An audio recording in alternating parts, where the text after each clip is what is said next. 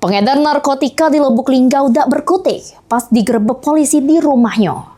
Dari penggerebekan ini, polisi ngamankan barang bukti sabu seberat 9,67 gram yang disingit ke diburi rumah serta alat isap sabu.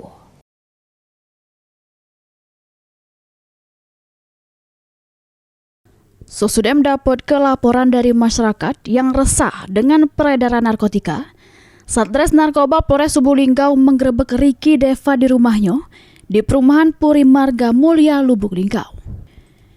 Di juru rumah pengedar tersebut ditemukan bong alat isap sabu yang diduga baru nian dipakai sesaat sebelum polisi sampai. Kemudian polisi melakukan penggeledahan di sekitar rumah pelaku.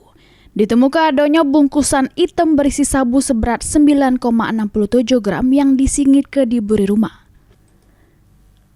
Selain ngaman ke sabu, polisi juga ngaman ke sepeda motor yang diduga sering dipakai untuk transaksi narkotika. Lokasinya adalah di sebuah perumahan Puri Marga Mulia di Lubuk Linggau.